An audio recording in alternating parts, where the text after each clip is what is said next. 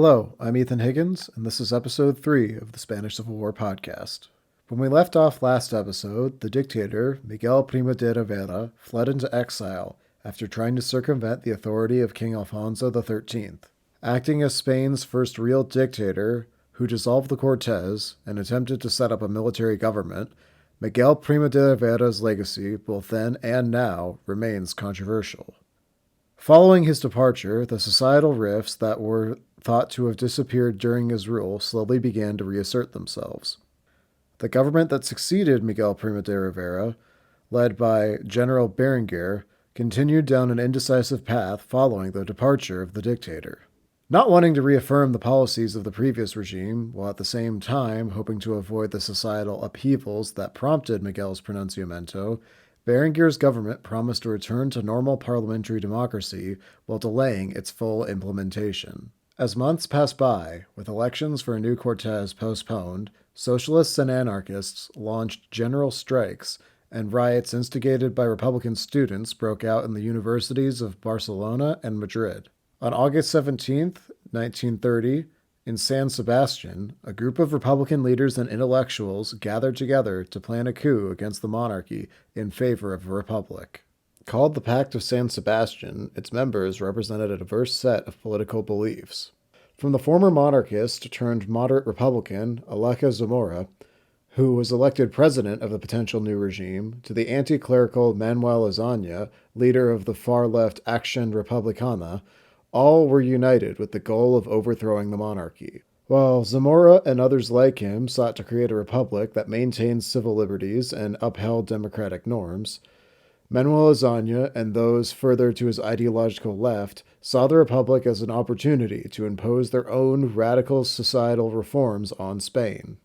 This is why there were also several leading members of the socialist PSOE present at the meeting, since they believed the creation of a liberal bourgeois republic was a necessary stepping stone for a successful socialist revolution in the future. The plan, which was set for December 15th, was to use officers in the army sympathetic to the Republican cause to launch a coup against the king, and then install the members of the Pact of San Sebastian as the new provisional government of the Republic. Republican agents in the Air Force were also involved in the plot, among them the famed Spanish aviator Ramon Franco, who flew the first successful Spanish transatlantic flight in 1926, 4 years earlier. A known critic of the Primo de Rivera regime, Ramon was also the younger brother of General Francisco Franco, who I will cover in greater detail later on in the series. Airdropping pamphlets over Madrid that claimed an armed Republican insurrection against the government was already underway. The conspirators hoped the news would galvanize the revolution. When a revolution did not materialize, Ramon fled to Portugal, though he would return a year later after the creation of the Second Spanish Republic. Severely underestimating the support they had received from the officer corps, and launching the uprising 2 days early on December 13th, the revolt was quickly put down. The ringleaders in the army, Captains Fermín Galán and Ángel García Hernández, were captured and executed shortly thereafter. The two became martyrs for the Republican cause, with leftists using their deaths to intensify support for the movement. In the aftermath of the debacle, the civilian leadership that weren't arrested fled into exile or went into hiding. Despite being directly implicated in the conspiracy, those members of the Pact of San Sebastian that the government managed to arrest were either let go or had their sentencing greatly extended. This lack of a firm response to the attempted coup emboldened further action from the Republican opposition, who continued to instigate riots across Spain. Finding Berenguer unsuited for the task of restoring a stable parliamentary government, in February of 1931, Alfonso sacked the general in favor of Admiral Juan Batista Anzar. On April 12, 1931, in an effort to improve public opinion of the regime, elections for municipal offices were held. For the first time since the dictatorship, government positions were open to the ballot. When the elections began, supporters of the monarchy were surprised to find the initial tally heavily favoring the Republicans. By the end, although monarchists won the majority of the elections overall, the Republicans claimed victory in all of the provincial capitals. Despite not winning a national majority, on April 14th, Republicans took to the streets to proclaim the dawn of a second republic across Spain's major cities. With such a steep divide in public sentiment and unprepared for how quickly the Republicans had seized the initiative, Alfonso was left with a difficult choice. He could either dig in and contest the Republican seizure of power, thereby risking a civil war, or flee to the country, thereby averting the crisis. Not wanting to drag his countrymen into an internecine struggle, Alfonso XIII chose the latter. Prior to his departure, the king issued the following statement to the press. The elections held on Sunday clearly revealed to me that today I do not have the love of my people. My conscience tells me this decision will not be definitive, for I will always strive to serve Spain, desiring only the public interest, even at the most critical times. A king can make mistakes, and no doubt I have erred at times, but I know well that our country has always demonstrated itself to be generous regarding faults committed without ill will. I am the king of all the Spaniards, and I am a Spaniard myself. I could find means to maintain my royal prerogatives, to resist those who would combat them. But I wish to distance myself from anything which would pit my countrymen against one another in a fratricidal civil war.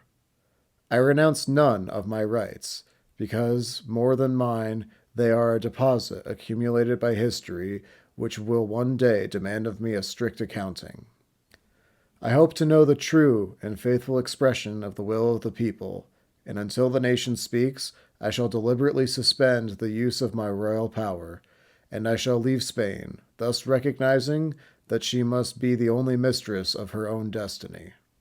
Moreover, I now believe that I fulfill the duty which my love for the country dictates, to pray to God that all other Spaniards will feel this love as profoundly as I do, and fulfill their duties accordingly.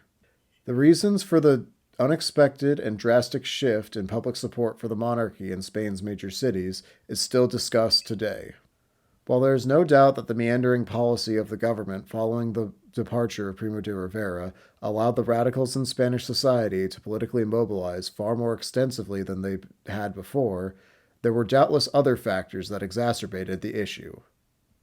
One factor was that the increased prosperity of the 1920s made the sudden economic setbacks that began in the 30s more acutely felt.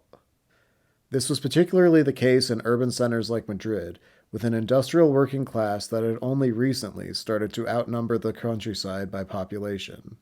Such economic anxiety caused many to put their trust in the radical solutions posed by the Republicans over those argued by the seemingly paralyzed monarchists.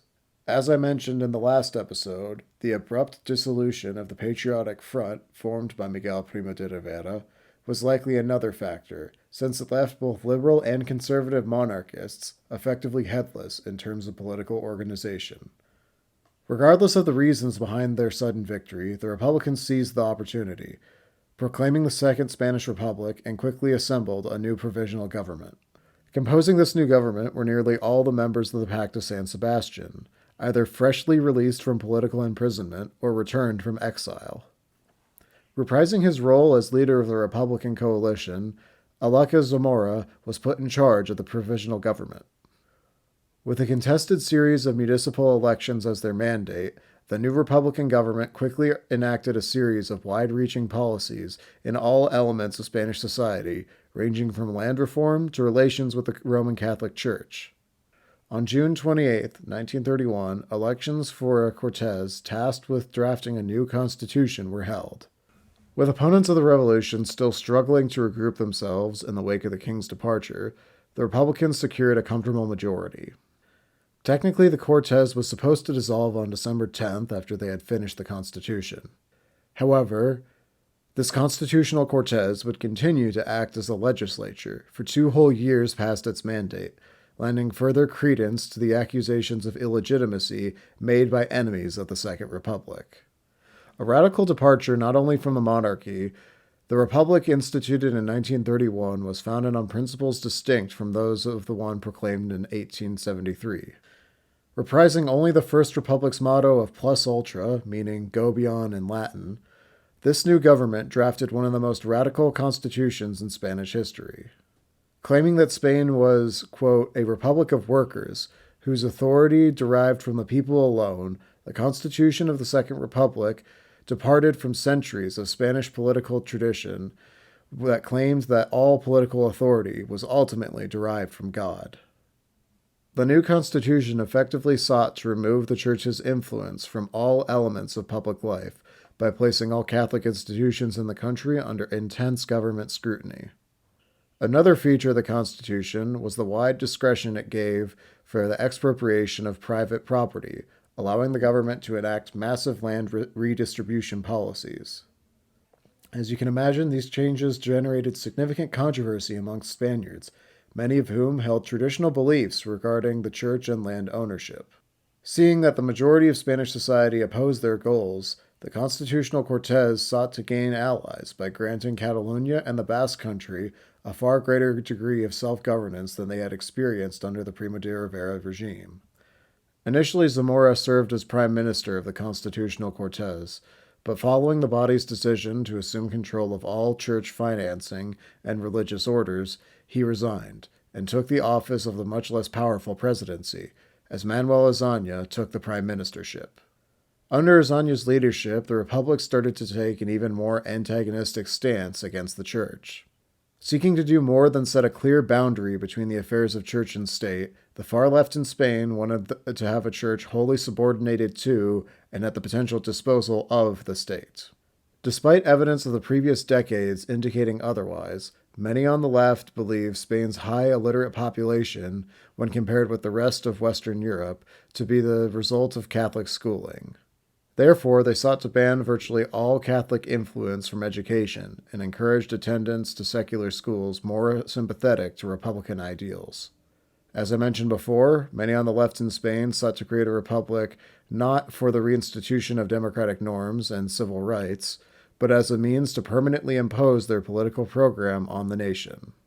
Azaña and those to his political left, upon gaining the levers of power, decided they had a blank check to remake the country, further polarizing much of the general population against the new regime.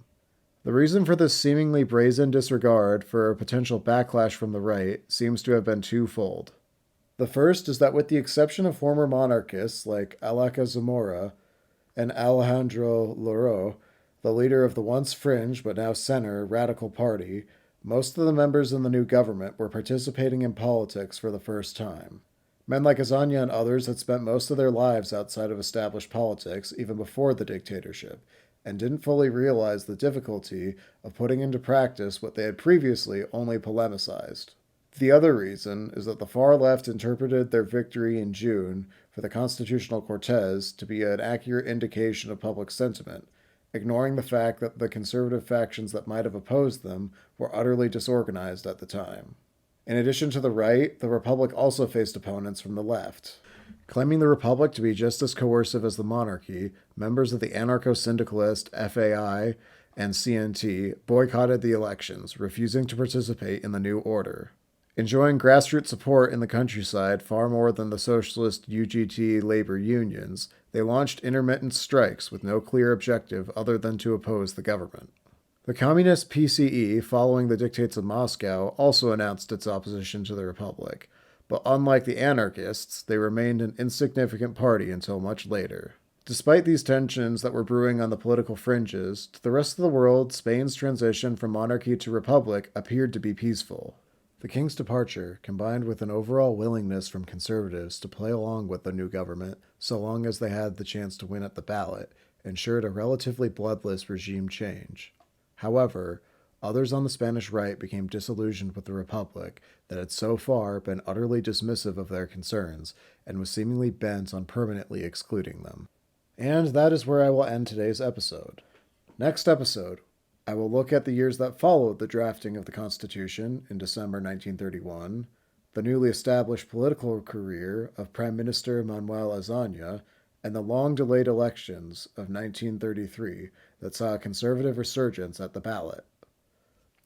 Additionally, I have a few announcements that I would like to make regarding the show and the trajectory of the next few episodes.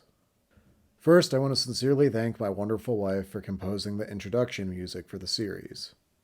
Second is that I will be out of the country for the next few weeks, so I won't be able to do much research until I get back home. That means the delay for another episode will likely be longer than usual.